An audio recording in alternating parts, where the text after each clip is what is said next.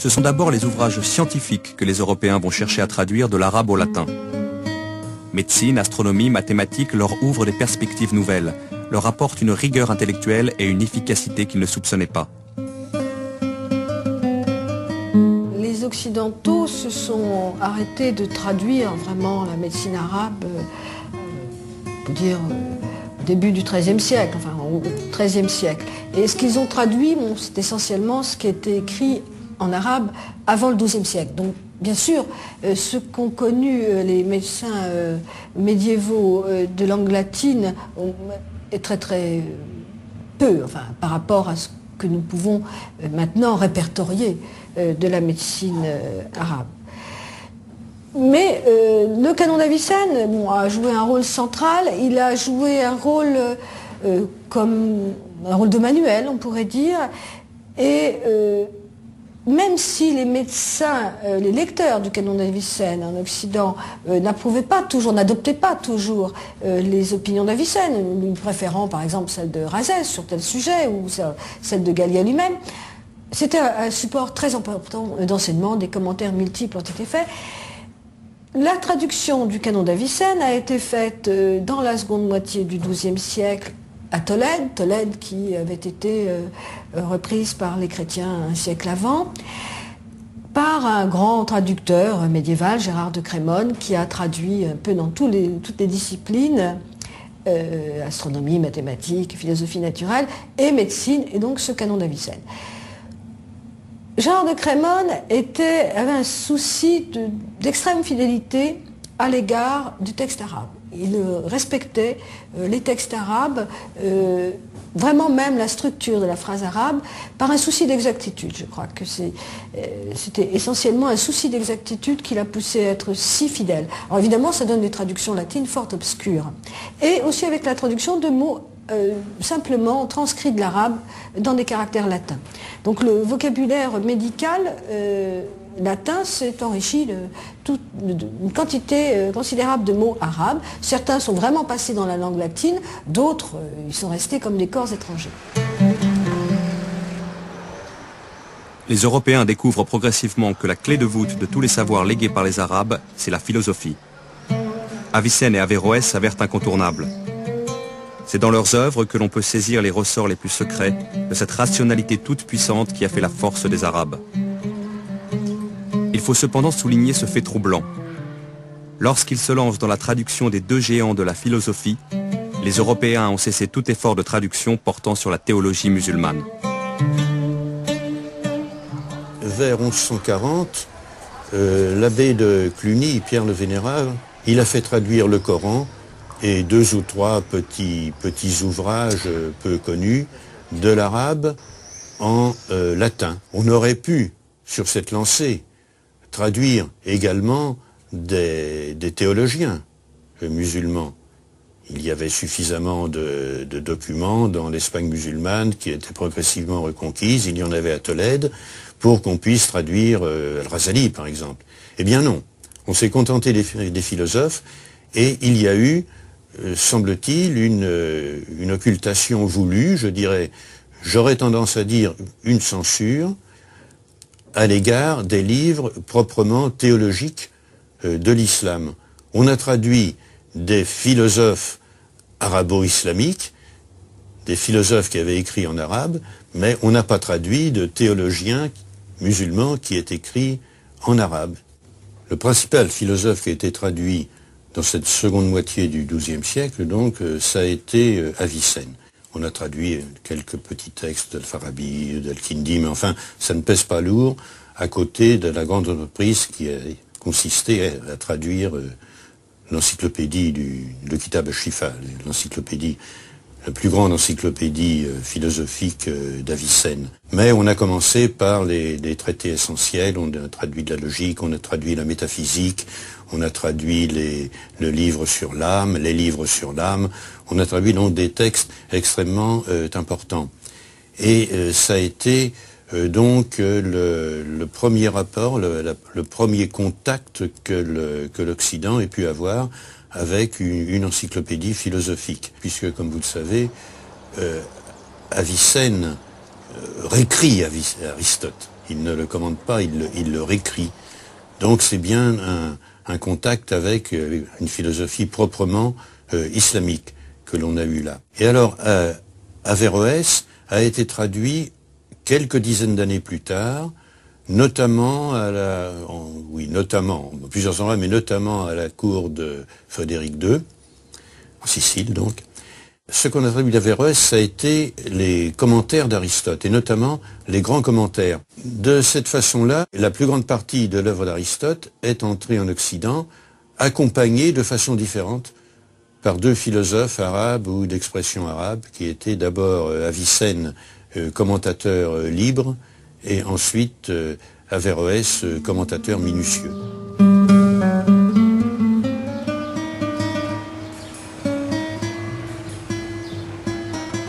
À la même époque, en Sicile, Roger II, qui parle lui-même l'arabe, encourage non seulement des traductions, mais des travaux effectués par les Arabes en langue arabe. La plus célèbre de ces entreprises est celle commandée au savant Al-Idrissi, ni plus ni moins qu'une nouvelle carte du monde connu.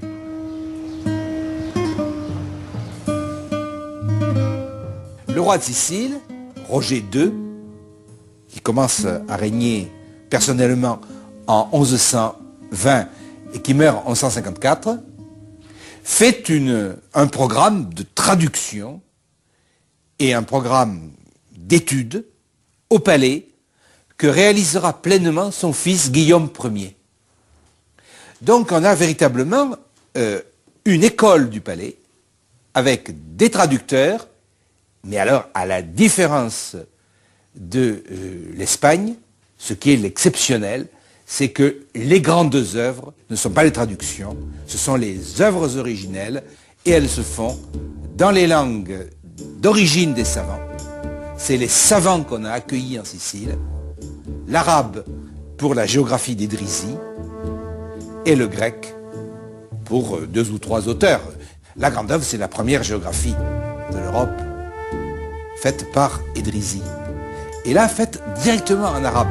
Nous ne sommes pas seulement dans un programme de traduction, hein, même si le roi de Sicile a la plus grande passion au XIIe siècle pour traduire, transmettre le savoir dans le monde entier. Hein. Il a un devoir de culture. Alors, avec Idrissi, c'est la dernière grande œuvre écrite en arabe, en Sicile, avec quelques livres de poésie. Mais ensuite, commencent dans les traductions. La voie, donc, par où passent ces traductions, eh bien, il est incontestable qu'en Sicile, c'est déjà au XIIe siècle, au moment où prend le programme de traduction, où il est constitué, comme ce sera à la cour de Tolède, avec Alphonse X le Sage, au XIIIe siècle. C'est la voie royale. Les traductions se font dans le palais. Il existe une école palatiale sur le modèle de Cordoue, qui elle-même, Cordoue, imitait Bagdad.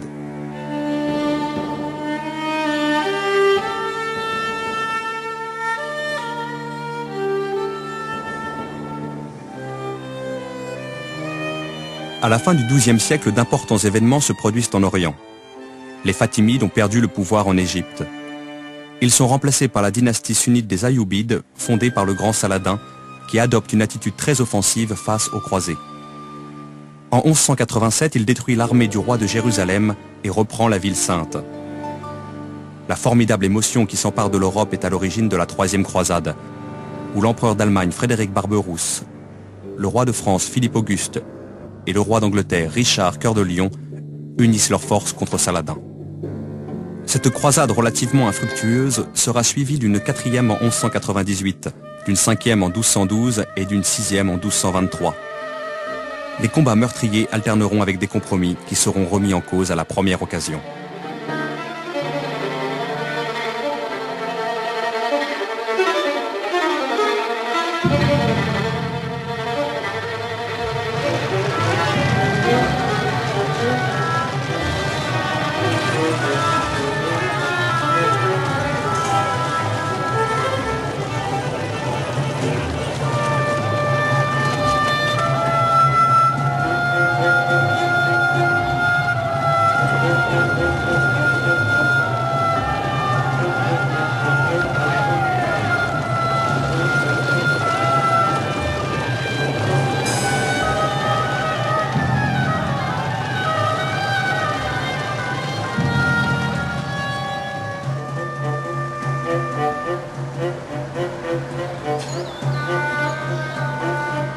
Cependant, en Espagne, après l'effacement des Almohades, les princes catholiques sont prêts à une grande offensive contre l'islam. Ils prennent Cordoue en 1236, puis Séville en 1248. Ne survit désormais de l'épopée andalouse que le royaume de Grenade.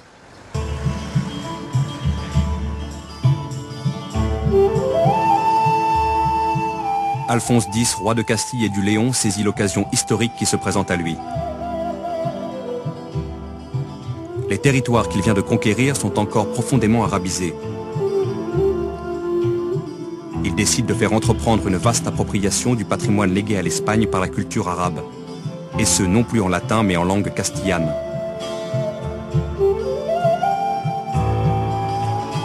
Sous son égide, une chronique générale des savoirs est mise en chantier, qui incorpore des sources arabes scientifiques et littéraires.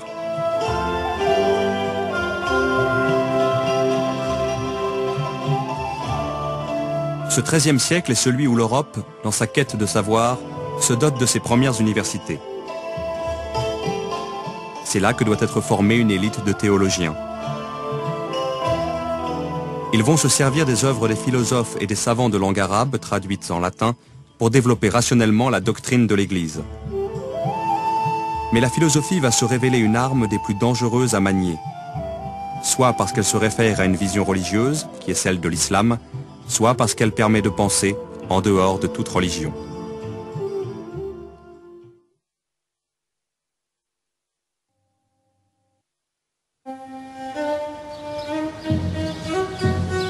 Étrange destin que celui de la philosophie arabe. Au moment où elle commence à irriguer une nouvelle pensée au sein des universités européennes, elle cesse d'être pratiquée en terre d'islam. À la fin du XIe siècle, on crée les madrasas, ou collèges religieux, pour y enseigner le Coran, le droit islamique et l'exégèse, mais pas la philosophie.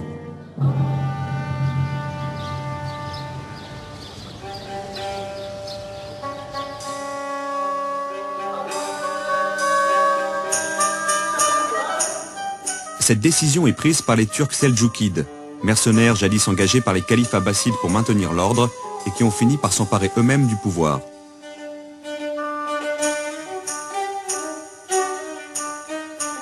Leur premier souci est de consolider ce pouvoir, notamment en formant un personnel spécialisé versé dans les sciences religieuses pour exercer les fonctions administratives, juridiques et celles liées au culte au sein de l'appareil d'État.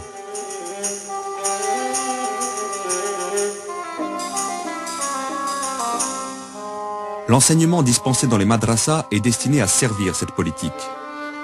Il vise à instruire des juges, des prédicateurs, des secrétaires, non à encourager des débats sans fin. Le savoir religieux est désormais considéré comme clos, et les oulémas sont surtout appelés à apprendre et à transmettre fidèlement la tradition reçue. Certains éléments de mathématiques ou d'astronomie à vocation utilitaire pourront quand même y être enseignés. Les noms d'Al-Kindi, d'Al-Farabi ou d'Avicenne ne résonnent pas entre les murs des madrasas de Bagdad ou d'Ispahan, où par contre on entend beaucoup le nom de l'imam Al-Ghazali, qui vient de publier son célèbre ouvrage intitulé « Incohérence des philosophes ». La philosophie se repliera au XIIe siècle en Andalousie sous le règne des Almohades, la deuxième dynastie de guerriers berbères venus du Maroc pour protéger l'islam en Espagne.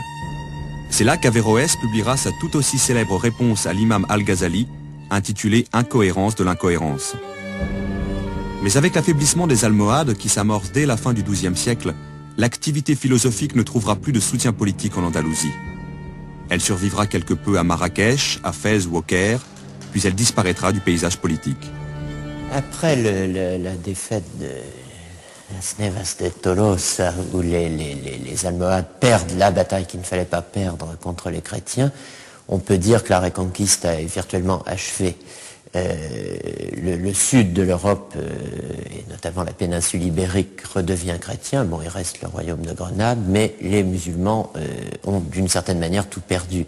Ils ont perdu la prééminence politique et ils perdent ce qui là était assez imprévisible, du même coup, tout un pan de leur culture. Pourquoi est-ce que partout il y a cette constante, ce recul, ce retrait de la philosophie? Alors je crois qu'on peut donner deux explications. La première, c'est que le monde musulman a des universités, mais des universités religieuses. Du coup, certes, On enseigne quelques rudiments de savoir dits extérieurs, c'est le nom des sciences non musulmanes, nécessaires à la théologie et aux sciences religieuses d'une manière générale. Mais c'est un savoir qui se sclérose très vite.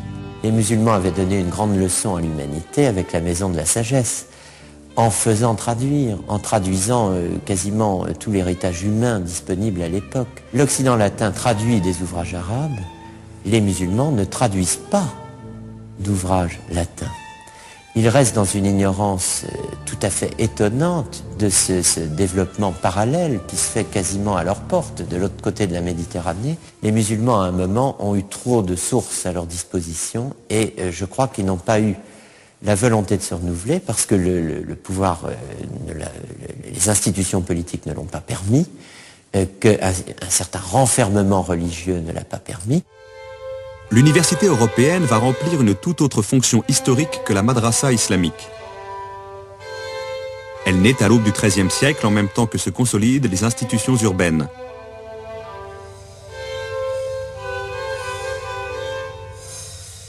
C'est une communauté qui se régit elle-même comme une corporation de métiers, où le recteur, le doyen, le chancelier sont élus et les maîtres choisis par leur pairs.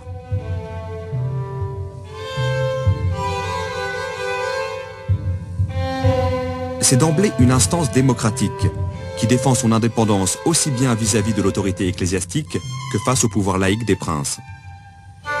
Elle bénéficiera souvent pour cela du soutien des papes, désireux d'assurer leur propre autorité au détriment de celle des évêques et des seigneurs locaux.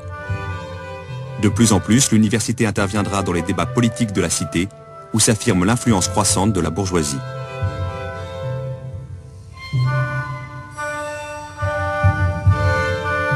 Pour préparer l'étudiant à une formation théologique de haut niveau, l'université commence par lui enseigner les 7 arts libéraux de la tradition gréco-romaine. Grammaire, logique, rhétorique, arithmétique, géométrie, astronomie et musique. Sous la pression de grands théologiens tels qu'Albert le Grand et Thomas d'Aquin, l'université s'ouvrira à la philosophie d'Aristote à travers les œuvres traduites d'Al-Farabi, d'Avicenne et d'Averroès.